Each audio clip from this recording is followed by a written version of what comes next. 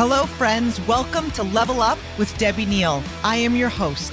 There is nowhere I would rather be than right here, right now with you. This podcast is all about leveling up in all aspects of our lives.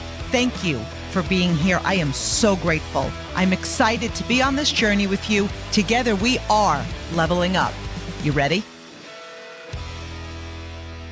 Hello, my Level Up family. I am extra excited to be here with all of you guys today. So I have a guest on my podcast today, and you guys know that I have just recently started having guests. I think today is my third or my fourth guest. So you know that there's a lot of insane respect for the guest I'm about to introduce, because I'm going to always start off with incredible guests when we go down that route. Now, I know that not everybody that listens to Level Up with Debbie Neal is in the network marketing space. Okay. I do know that we have a lot of people in corporate America. We have teachers, we have coaches, and I feel so grateful that this is a platform that so many of you plug into, because we're really talking about leveling up our life, right? Our mindset, our energy, the way we think.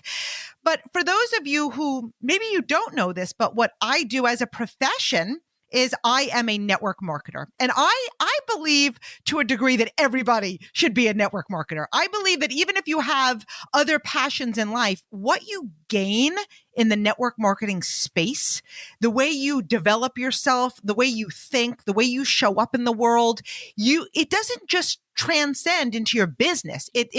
It seeps into your life. It seeps into your relationships. It seeps into how you show up, your confidence. So I have such an insane love for this industry. So I want to share that with you, because if you're tuning in today and you're like, oh, I am the VP of sales with Exxon and this doesn't pertain to me. Yes, it does. It does.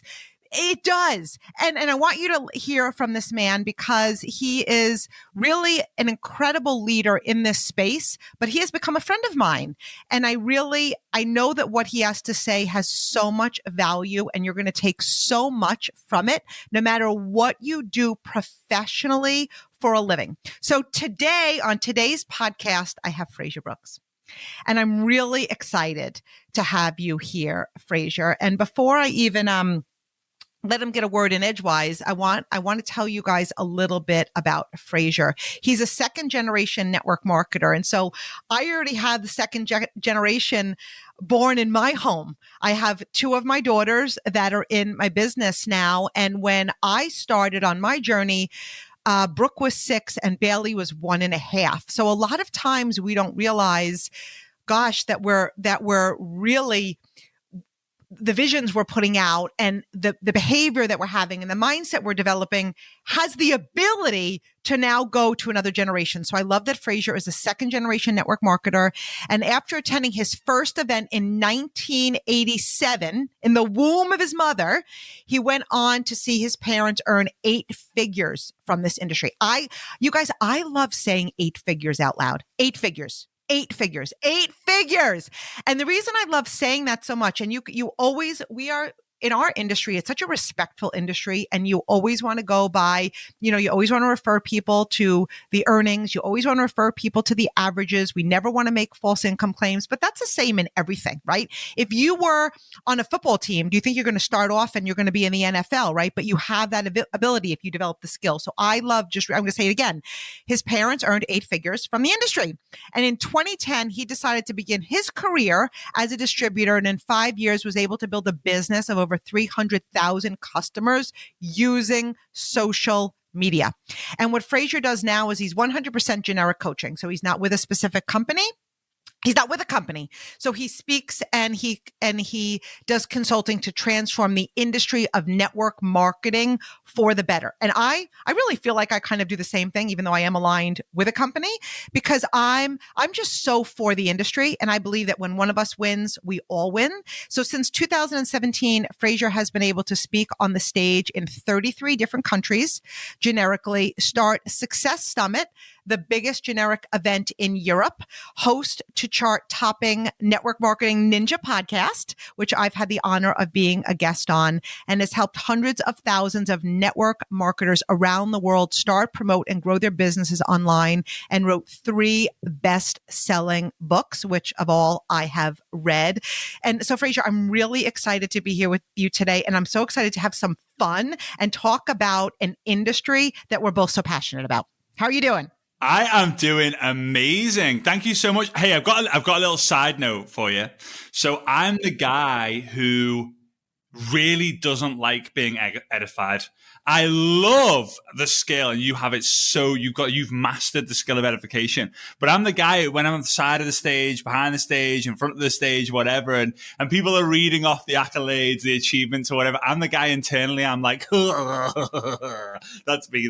It's just so cringy, but it's so important as well to kind of when you're saying these things, I'm thinking, I've done okay. So I'm so excited to be here. I'm so excited to be able to be at the Level Up family. And yeah, I'm excited about what's to come. And so I have to just call you out on something. I know. Okay? I knew you were going to say this. Because when we say that makes us feel cringy, okay? Yeah. So I would be like, okay, Frazer, like, I love you, but you're making that about you. Yeah. You're making that about you. Because when we receive accolades, right? Part of that accolade is an accolade to your parents. Part of that accolade is an accolade to the 300,000 distributors, right? So I used to say that I felt the same way, but then I was like, you know what? I'm representing people. And so I want you to be like really, really proud of that. And Come now on, I love that. Give me more. The next time you squirm, be like that darn Debbie Neal.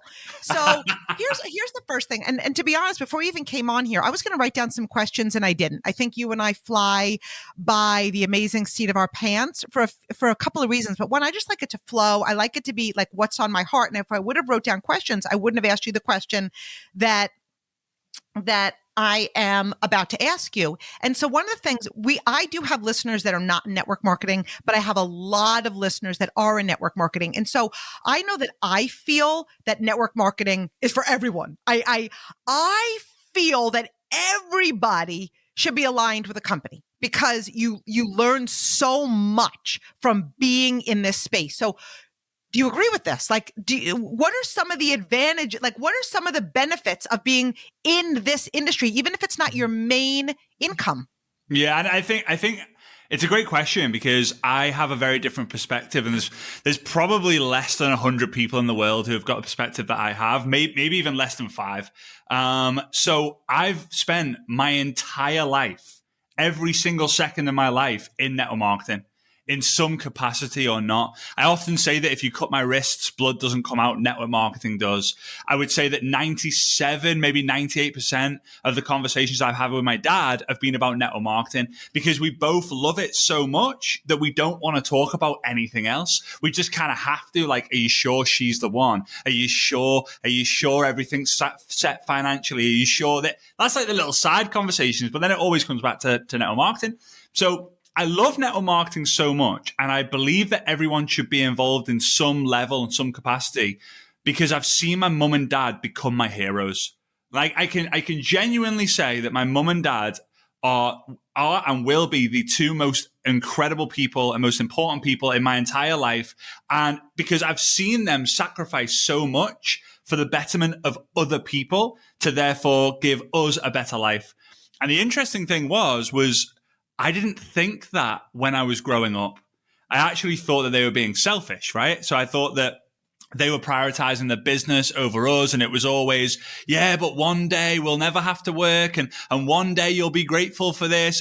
But I'm like, Dad, I'm like 9 years old. I don't care about one day. I care about today, right? I care about today, not one day in the future. And when I hit 18 years old, my dad built a dream home that we designed as a family 10 years before. It's a whole long, big story. And that was the day that I realized that my dad had built a dream home, not for him, but for my mum, for him, for the dog, for me, my brother, for the family that was surrounding us. So I love network marketing. I understand why some people don't like it. I understand that.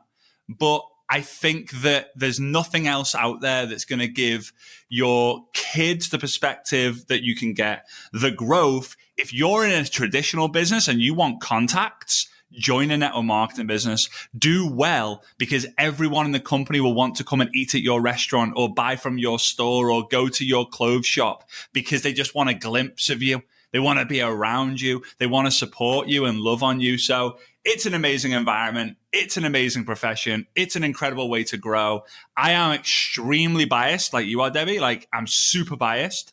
But you just got to get involved, even if it's just for your kids, to get them started in the entrepreneurial space. So I could talk a lot about why I love network marketing, but I think that's the main one for me. I feel like we could stay on here easily. I know when I was a guest on yours and like the time was up, I could have continued to talk to you for hours more on end because I love what I do so much. And so, okay, so another question that I'm getting from that conversation that we just had is in fact, I just recorded a podcast on this and it's about sacrifices. And, people can look at a network marketing business. So here's the thing about network marketing. Anybody can do it. But then the unfortunate thing is anyone could do it, right? So if you go to college and you invest time and money to be a doctor or a lawyer or a business, whatever it is, you invested that time in college, you invested that time in your education, you're coming out. A lot of times you're going to start at the ground level. Of course, you're going to show up to work and you do whatever it's going to take to succeed. Okay. Some of you might be commuting an hour each way. Some of you, like, there's every single thing in life requires a sacrifice, but somehow we can justify it when we don't have a choice. And so for me, I know when I started my business, and we have to say this legally, my results are not typical. Okay. But neither am I. I'm not typical. My mindset isn't typical. My work ethic isn't typical. Like, I'm just not typical. I'm not saying I'm special, but I'm saying I'm not typical. Okay. So when I came into this business, I saw the potential, not the averages, the potential. And it was like somebody let a beast out of a cage. Because I'm like, I've got a sick work ethic. I was an athlete. I was a trainer. Like, everything I was preparing for network marketing. And I made sacrifices, Frazer. Like, I was that one. I was out 7 nights a week. There was no social media. I was selling the dream. I was going from living room to living room. And I could remember a few instances where people were like, wait a minute, but this has happened and you're going to go to work and you're going to do a meeting. But everybody else in a corporate job, they're like, well, I don't have a choice. So all of a sudden people are martyrs when they don't have a choice. But when you have a choice, you're selfish. And so I guess really my question is, people want the reward. They see the potential in network marketing, right? But how often are you coaching people? But really the breakdown is they just don't want to make the sacrifices. They don't want to do what's necessary to have what's possible.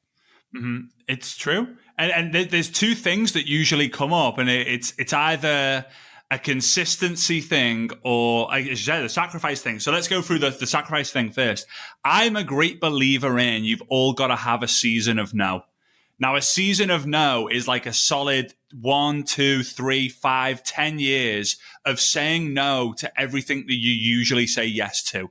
So Netflix, parties, nights out with your friend, celebration dinners, like all these things that you're like, but then life is boring. It might be boring for the next 3 years, but life will definitely not be boring in the next 5, 10, 20 years. So when I kind of got my coaching business off the ground, I decided to resign from the income. I had a residual income. For those of you who know network marketing, you build an income up and you have leadership in your organization and you earn a commission based on their efforts from what you did previously. I had a multiple 6-figure residual income, didn't have to get out of bed, and I'd make a lot of money. And I decided to resign all and go back to zero because I'm a great believer in hungry dogs run faster. So I went from zero. I was living at my mum and dad's home, which was a $5 or $6 million, multi-million-dollar mansion in the northwest of the UK. And I moved to in the middle of nowhere in Germany with my Russian fiance. And we got a studio apartment where we had to share a bathroom with 3 other apartments apartments. It was moldy. I'm 6'1.5", and the ceiling was about 6'3", so I couldn't actually stretch up. The bathroom was, the bed was about 3 foot away from where we made our burgers in the morning, in the afternoon, and in the evening. It absolutely stank, and there was no TV for 3 years. So what did I do? I was like, I've got to get myself out of this situation. I've got to be able to hustle. So I just worked 16 hours a day, no TV, no Netflix, no this, no that. And you know what? My friends, after 3 or 4 months of me saying no to them, stopped asking me. And a lot of you are listening and going, oh God, I couldn't imagine if my friends just stopped inviting me to things. But I promise you, you'll be inviting them on yacht trips. You'll be inviting them to holidays. And one day they're just going to say, I can't afford it. And you will be so grateful for the effort that you put in, so much so that the new friends that you get will be able to do what you really want to do all over the world. I'm a great believer in your friendship now will most likely not be the friendship groups that you're going to have 5, 10, 20 years from now, because they're going to support the growth of your future self. So that's the first thing. It was like, what are you saying no to for like 1, 2, 3 years? Every year I give up one thing that I did too much of the previous year. It usually is food. So I gave up yogurt. I gave up popcorn. Popcorn was really hard. I've given up milk. I've given up gluten. I've given up everything. And if I can do it for a year, I'm like, I'm going to go do it for 2 years, 3 years, 4 years, 5 years. So I can cut a lot of stuff out. The second thing is consistency, which I think a lot of people don't understand this rule, which I'll share with you guys, that changed my life. And it's very easy to say change your life, but it's called the rule of 3. Now, the rule of 3 states for every one day you miss when you're building a business, you go back 3. So most people will treat their business like a job. So they do Monday, Tuesday, Wednesday, Thursday, Friday. So they've done 5 days. Then they take Saturday and Sunday off their business, right? Because they deserve the right to have time off on the weekend. They deserve the right to spend time with their kids. And I get that. I completely get that. But when you don't do anything on a Saturday, you've then cancelled out Friday, Thursday, Wednesday, and then you don't do anything on Sunday, then you've cancelled out Tuesday, Monday, and the previous Friday. So although you might work 5 days a week and you might hustle your face off, if you miss 2 days, you actually go back a week. And people come all the time and say, Frazer, I'm working 5 days a week, but I'm just not getting any progress. Well, I'm saying, well, what are you doing on the Saturday and Sunday? Oh, well, you know, that's like family time. You've got to establish what the minimums are. What is the bare ass minimum that if you're sick, you're traveling, you don't feel like it, your kids got sick, you're still going to do it. It could be one reach out, one connection, one live, one podcast, one video, one reel, one message, one follow up. Just one thing keeps you from going back 3 steps. So those are the 2 things. Mainly it's obviously the things that are sacrificing. What is the no season that you're going to go on? But then second of all, like, are you staying in the game every single day, or are you going back 3 spaces every single week? And that's it. I love it. And you know what? So you just said something interesting. You said, be willing to give up X amount of time. So I know that I was willing. I'm still willing. Okay. Because I know the rewards and I'm self-motivated. I'm certainly not perfect, but I am self-motivated. I'm hungry. But there's so many people who'll be like, well, I'm willing. So like if there was activity, I would do it. Or if there was somebody on my team that needed me, I'm here, but nobody needs me. So I feel like I'm fine to do this. Like I think people, especially once you start creating a team, we go from leading to essentially managing. We don't do it intentionally, but we're like, if you need me, hi, I'm here. I'm willing to work 7 days a week. Oh, nobody needs me. Okay. So, right. And we see that so often. Just because you're willing doesn't mean you're hungry, doesn't mean you're working. And if you have an organization that is not chasing you, like looking for you on fire, then you know, you kind of have to ask yourself, they might not be working their business today to the desire that you'd love them to be, but we get to determine. We're not responsible for the results of our team, but we are responsible. I believe we're responsible for the atmosphere in which we create. So when you talk about those 3 years with your head down, and I can remember a story in particular, I was building like a maniac like my first 5 months in Arbonne, and this went on for 5 years. And I didn't lift my head up. I didn't know how to turn it off, Frazer. Like people would be like, you're not present. And I'd be like, yeah, I am. And I'm like, I actually don't even know what you're talking about. Like, no, like I'm physically, I'm not physically present. I'm not emotionally present because my mind was on fire. Like it was so excited. It was absolutely full of fire. And so I remember my kids at the time, Brooke was 6, Tyler was 4, Ryan and Bailey were 1.5. And I was out. I was doing 4 presentations a day, 7 days a week. And some people could look at that and be like, ew, just thinking about it gets me excited. And so I remember Brooke was 6 at the time and she said, just promise me on my birthday. And we talked about this. She was actually my first guest on my podcast. Promise me on my birthday, you will not do a meeting. Now she asked me this in August. Her birthday is November 14th. I go, I can make that promise. I'm going to make that promise. Well, on November 14th, my team and I, we were in qualification for the top level. A bunch of my team exploded. There was a meeting that day that I wasn't in charge of putting on, but it was put on. And you know what? Leaders show up. And I was at a crossroads. And we think sometimes we do this for our kids, but I can't break my promise to my kids. But my ultimate promise to my kids was to be the best mother that I possibly knew how. To fight for what I believe in, to build a life that we could all be proud of. And sometimes that requires making hard decisions. So instead of sitting her down and be like, baby girl, I didn't make the choices and I don't have a choice. We always have a choice. We always have a choice. I sat her down and I go, guess what? We're going to go to a meeting on your birthday. And you normally go to bed at 7 and you're going to stay up till 9. And then we're going to go out to dinner. And like, it's all in the delivery, right? And now, not knowing at the time that she might be a leader in my business, I was a mother in her life, which I still am. And I look back and I realize like how those lessons really grow into your business. So I think what you're saying about putting your head down for, I can see you want to say something, say it. No. You're just triggering so many different things. Like it's amazing when you speak to a really good storyteller, how many stories they kind of trigger in your own life. So you mentioned before that you have a really strong work ethic. Well, when I was going through school, I was the laziest person ever, like really lazy. And the teachers would like kind of, parents' evening, they would kind of call my mum and dad in and be like, Frazer's like super freaking lazy. And my dad turned around to him and says, I know why he's lazy, because this school thing is an interference to his life. Because my dad was like, really like, he's going to be an entrepreneur. He's going to be a network marketer. My mum was like, get good grades and like, we'll figure that out. My dad was like, no, 100% clarity. He's doing it.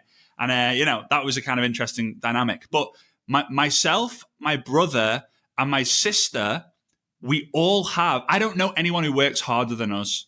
Like, I just don't know anyone. And it can't be coincidence that us 3 are all super, like my brother will tell anyone he's the hardest working person he knows. My sister will say the same. Like, it's because we've seen mum and dad just work hard and hard and hard and just keep going and going and going and going. And it's funny because like, when I look at the whole management mode situation, I believe there's 3 levels in network marketing. There's the ego level. We all get started. I want to make this. I want to make that. I want to do this. I want to do that. And depending on your success, you go into the second level, which is I want to help my team get to where I've got to.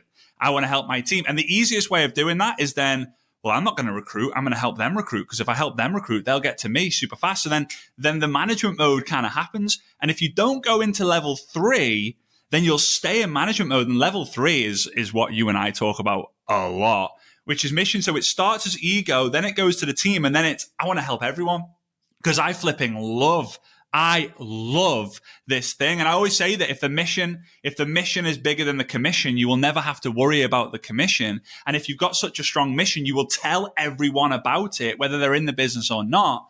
I think the last thing that you triggered to me was, I'm a great believer that in order to be a good mentor, you have to be a tormentor. So my dad tormented me like crazy. He used to say, when you wake up in the middle of the night with cold sweats thinking, oh God, I haven't had a check-in with my dad, who was my mentor. Like, I've not done my job right. But what he did really well is he made me feel super bad about thinking too small, but he made me feel flipping incredible by being so far away from the vision that I had. Like it was a magical thing kind of being a part of that. And I feel that if I wasn't a part of that, I would not be able to be that level of mentor to other people. So the mentorship in my life, but also my business, had just a huge impact, not just from what was taught to me, but honestly, almost all of it was just caught by me.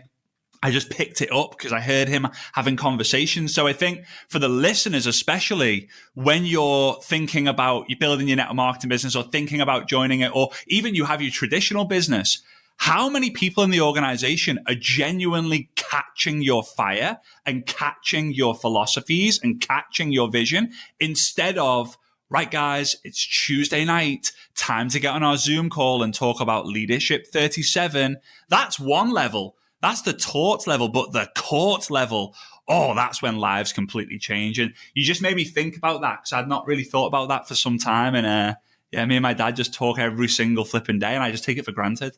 And yeah, I'm glad that you've triggered that. And I love vision. I think vision is everything. Sign up for $1 per month trial period at shopify.com/level up, all lowercase. Go to shopify.com/level up to take your business to the next level today. Shopify.com/level up, all lowercase. So, one of the questions that I get asked all the time is, how long do you work with somebody? And I know that there should be, right? There's the 80-20 rule and everybody has, I don't really have that. So a lot of times my answer is, I really work with somebody till they develop a vision that's going to pull them further than any objection that's going to come their way. And so I've had leaders that say, you've only worked with me 3 months. Take that as a compliment. We're going to work with each other on a different level. In fact, I could remember a story I had with somebody who grew to the top level of my company, and she grew there fairly quickly. And it was in her second month of business. And I could tell that like she was doing amazing. And so I was supposed to do a presentation with her that night. But I'm a very big believer in leaders know when to step into the spotlight and they know when to step out of the spotlight. So she was coming over to borrow some clothes because she was like out of the corporate world. And now we're like, you still want to dress professional to do a meeting. And so I told her, something came up. I have another meeting. So you're going to do this on your own. I didn't have a meeting. I was sitting home doing absolutely nothing, but I knew that she was ready to fly. So I sent a text and I said, so-and-so is coming over. When she comes over, don't let her know I don't have a meeting tonight. And then I come downstairs and I'm like, oh, so-and-so's coming over. And they're like, she is? I go, what do you mean she is? I text you. And they're like, you didn't text me. And I'm like, if you've got somebody on your brain, if you didn't text your family, I knew I just text the person. Okay. So I actually text the actual person and it said, when so-and-so, her name, comes over, don't let her know I don't have a meeting tonight and I'm sitting home. So I said, this is going to be how she responds is going to let me know her level of leadership today. And I open the door and I go, clearly, you know that I don't have a meeting tonight. And she goes, I trust you. And if you're backing out of the meeting, I'm ready to fly and I've got this. And so, when you have a vision, anybody, whatever company you're aligned with, right? I'm sure it's an incredible company. I'm just a stand for the industry. Okay. So whoever you're with the same company as everybody else, right? Everybody else in your company, you have the same products, you have the same opportunity. There's a few variable things. One of them is your level of commitment, your level of excellence, your standards, but it's your vision. It's your vision. Because at the end of the day, no matter how good the product is that you're selling, why you?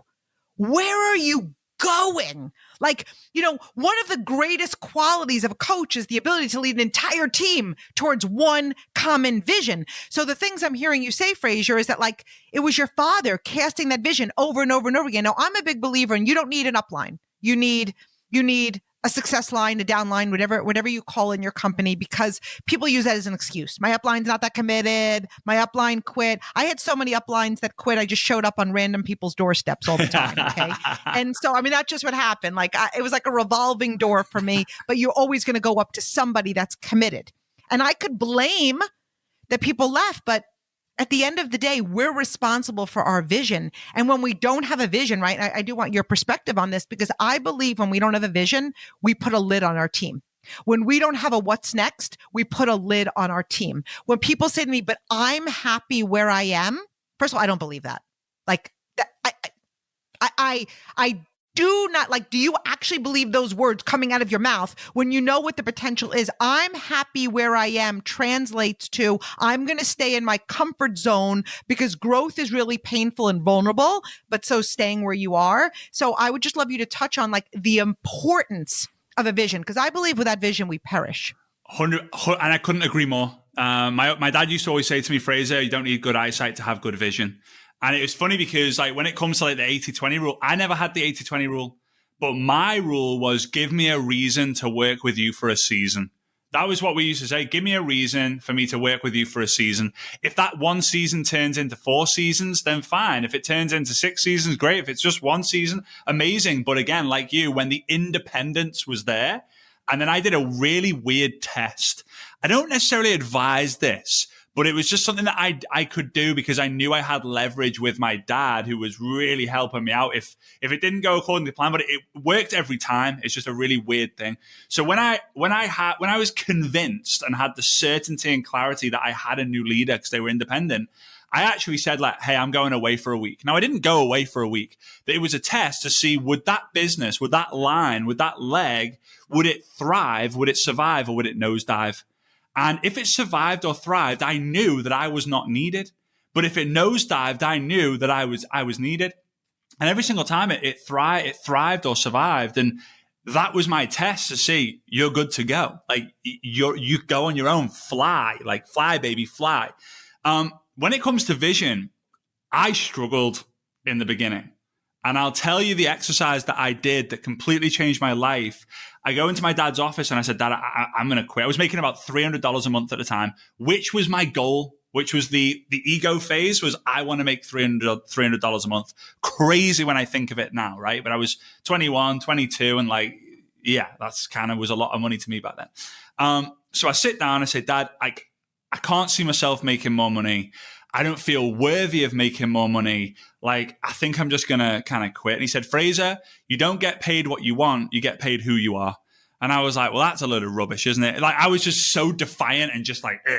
He was like, you don't get paid what you want. You get paid who you are. Who are you?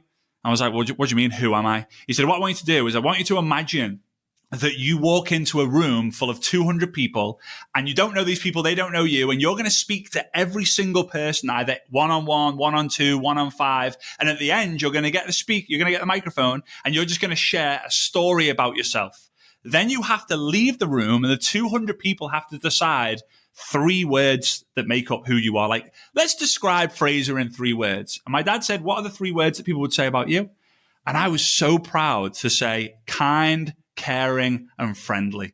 I'm kind, I'm caring, I'm friendly. And the people listening in, I guarantee there's a bunch of you guys who are thinking, yeah, that's me, and you're proud of it.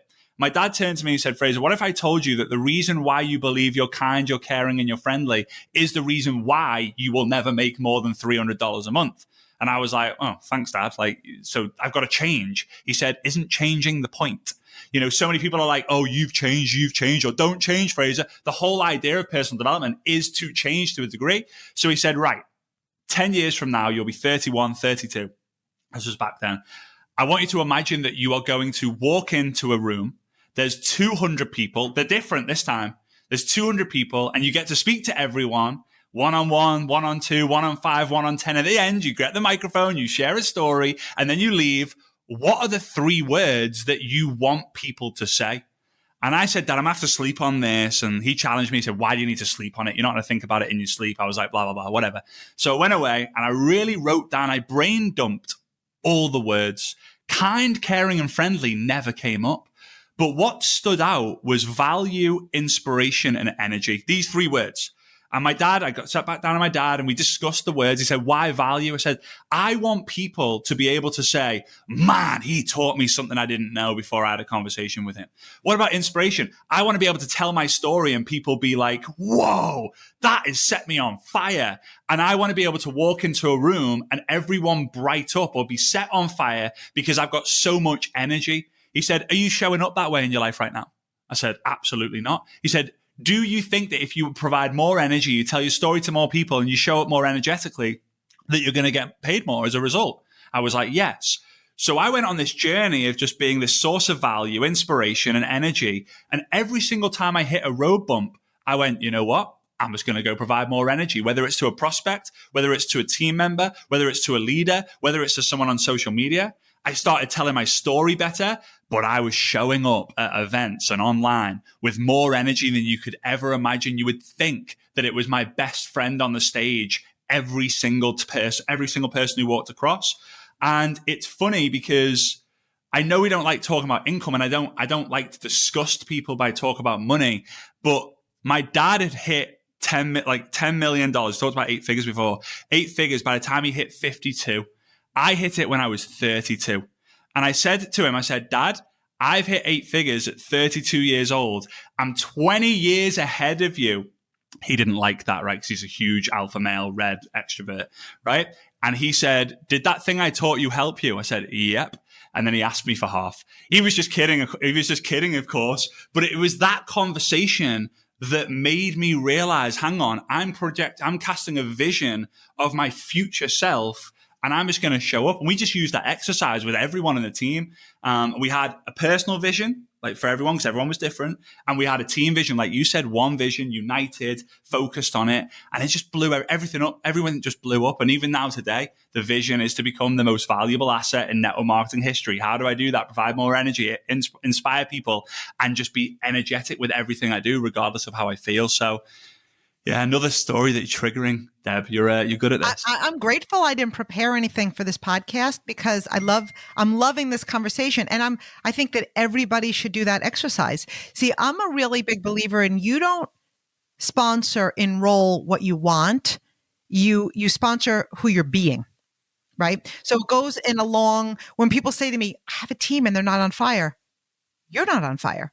I have a team and they don't have big goals. They're not hungry. And I'm like, you don't have big goals. You're not hungry. So and again, we don't do it to be critical, right? But at the end of the day, I'm a coach, right? I mean, that's what I love so much about network marketing. And one of the reasons I think everybody should be in network marketing is because what it really is, no matter what the company is that you represent, it's a journey of personal growth. And I didn't get that when people are like, it's a journey. And I remember thinking, I joined this because I saw the potential. I'm not on a journey. You people have lost your damn minds. I'm not on a journey. And then all of a sudden I realized, I'm on a journey. Like the best way, I make people laugh sometimes. I'm like, the best way I could really describe network marketing is like, you feel like you have everything together, but then all of a sudden, like you're swinging from a lamppost naked because it's like, you need to grow. You're vulnerable. You have to put your heart out there. You have to really like peel away the layers of the onion. And then you grow. And then all of a sudden you go, I got all my clothes back on. I'm good. And then we talked about the mission state again, right? So you go into mission state and you're like, how did I end up here? Now I'm flipping around this flagpole naked again. But that we just keep evolving to the next level. And one of the things that I always say too, which goes in alignment, is we want to be the difference we wish to see in our organization. And again, you could put that in anything you do for a living if it's not network marketing, and to turn your complaints into commitments. So when you think about some of the complaints in this industry, this fabulous industry, it could be something like, my team doesn't strive to earn bonuses. Turn it into a commitment. Be the one who earns every single bonus. You know, a complaint could be, my team is not in enough activity. Turn that into a commitment. I am going to be in the most activity. My team is not hungry. What's the commitment? Be hungry, right? We have the ability in this profession to turn our complaints into commitments. And it's all part of that growth. So I feel like I could sit here and talk to you forever. I don't even know how long we've been talking, but I'm going to ask you this question because it's probably going to be a very open-ended question. Like, if you had to give people, there's a lot of people in network marketing. Here's the thing about network marketing. I believe people give up too quickly. Okay. It's a really big belief of mine. People start a business. They see the potential. They maybe talk to 5 or 10 people. If they don't get the response they want, all of a sudden they put their dreams on hold, they put their vision on hold, and all of a sudden instead of playing big, they're like, oh, I can't because I have my job or I have my kids. And they start to use their why as an excuse, right? And they start to slither back because at the end of the day, the greatest thing about this business is not a big investment, right? Some people make no investment at all. So what is there to lose? You talk to 5 or 10 people. And I could tell you from my experience, I talked to 100 people in my first week. 100, and I'm not talking about messages. 100 people spoke to Debbie Neal in my first week. And people look at my results and say, 4 people said yes to her. But 96 people either said no, jumped in a bush, thought I was crazy. But this is what I could tell you. I couldn't pay my bills with their opinions. And I wanted more. So I had to be more. So that's my long-winded story. But if you had to give somebody like a piece of advice, and I could write a book on pieces of advice in network marketing, right? I haven't yet, but I can. What would that be? Like what? Because there's listeners that are like, what? Yeah, I can tell you from my experience what's helped me the most. And I'm a great believer that, like you said, people quit before payday. There's that great image that majority of people have seen. There's 2 kind of like diamond miners. One guy's give up and walking away, and the other person's just like sweating with like a pickaxe on his way to the diamonds. It's so true.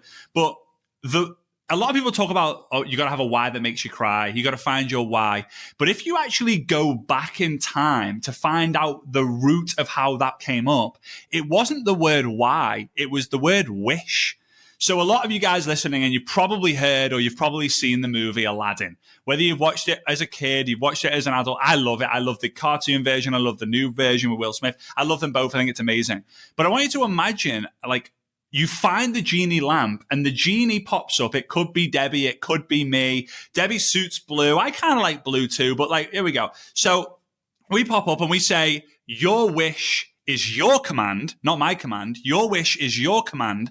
What wish do you want? And you're going to say things, surface level things like more money, more time, better health. Now, here's where why came from, because the genie is not going to grant you the wish unless you answer the question why 7 times. So again, here we go. I want more money. Why? So I can travel the world. Why? So I can live life on my terms. Why? Because I want to show my kids the world, the whole world, a whole new world, right? Why? I want to be able to have no regrets. Why? Because my granddad said that his biggest regret is he didn't go travel. Why is that important? Because I don't want to live with. So we find the root. We actually find the real wish that you actually want. And then every single day, this is what I did every single day. I still do it today. I ask it to myself 2 times a day when I'm brushing my teeth and looking in the mirror in the morning, and I'm brushing my teeth and looking in the mirror before I go to bed. What's the alternative? That is all I ask myself in the morning. If I don't do the work today, what's the alternative to getting my dreams? What's the alternative life I'm going to live? And then before I go to bed, hey, if I didn't do what I did today, what would be the alternative life that I would be living, or the alternative life that I would be setting in stone, or the alternative to what I need to do in order to get this life? That has kept me in the game for so many days. I promise you this, in the first year, I wanted to quit 5 days out of 7. I just didn't think I was made for it. I wasn't obsessed. And then all of a sudden, one day, I became obsessed with not changing my life, but changing the lives of other people, because I saw them going on their journey. So know what your real why is. Debbie talks about this a lot, right? But then ask yourself that question. If it's not this business, if it's not another business you're doing, what's the alternative to get that wish? Because I almost guarantee it, you don't have an alternative that comes close to the one that you have. I love what you said about turn your complaints into commitments. I make notes on everything, and I can make notes on every single word that you say. But the last thing that I will share here, and again, it comes back to what you talked about leadership, is a lot of people maybe be in the situation where I need to find better people. Like, I need to find better people. I need to find more serious people. Instead of finding better people, do your people better. It's a philosophy that I've kind of lived with. Instead of finding better people, do your people better. As Debbie said before, personal growth, grow, bring more energy, bring more value, tell your story, show up. And we have a rule in our home: don't show off, show up, right? Don't show the things that you buy, show up to other people and show them how they can buy the things that they buy. But it all comes back to make a decision on what your why is, commit to that decision, and then execute. It's very simple, but if you do it on your own and you don't tune in and get yourself brainwashed every single day, you got to wash your body if it gets dirty. So you might as well wash your brain, because that gets dirty too. Like, who are you listening to? Like, is Debbie flooding your mind with positivity? So much so that you have to turn around to your partner or your friends or your kids or your colleagues and say, you know what? I've had enough of that negative talk, right? So make a decision, commit to it, execute. What's the alternative? Will save your life more ways than I can ever imagine for you. And please know that I'm your friend. I'm rooting for you. I'm cheering for you because I'm a big fan of everything that you're doing, especially if you love Debbie like I do. So I'm just very grateful for being here, Debbie. Thank you. You know what? You lose your why, you lose your way. Yeah. And that's why it's so important. We end up wandering through the industry instead of really building it with intention. Right. When you lose your why, you lose your way. So Frazer, I have, every single time that you and I have gotten together, it's been really fun. Yeah, that's right. I'm not going to lie. I see you and I on stage somewhere. I think that's going to happen one day. It's going to be a lot of fun. It's happened. Mm-hmm. So let me ask you a question. Where can people find you? I follow Frazer. His content is awesome. Really, really awesome. And I love it. Like, I'm aligned with one company, but everything I do is for the industry. It's for the masses. And he truly does that because he's not aligned with a company. So where can people find you, Frazer? So I'm on all. I'm one of those guys who's on every single platform. It's overwhelming. But if you like podcasts, then I have the Network Marketing Ninja podcast. That's usually the best way to kind of go. If you're someone who listens to podcasts, here's what I would love for you to actually do. And I'm sorry, I like talking as well. Let the creator know, or the person who's being interviewed know, like, the one thing that you learn from each episode. Because I promise you, if you go and message Debbie after every single episode you listen of her podcast, you will be able to go through the chat with Debbie and just be like, I learned so much. You've got one chat with all the things that you've learned over the years, and it will save you.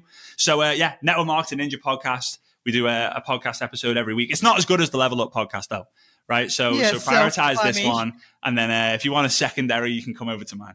Yes, you're so funny. Now, you know what? Abundance breeds abundance, and there's plenty for all of us to go around. And if you're in the industry, you need to be following and you need to be listening. So thank you, Frazer. This was a pleasure. Love you, my friend. Big love. Thank you.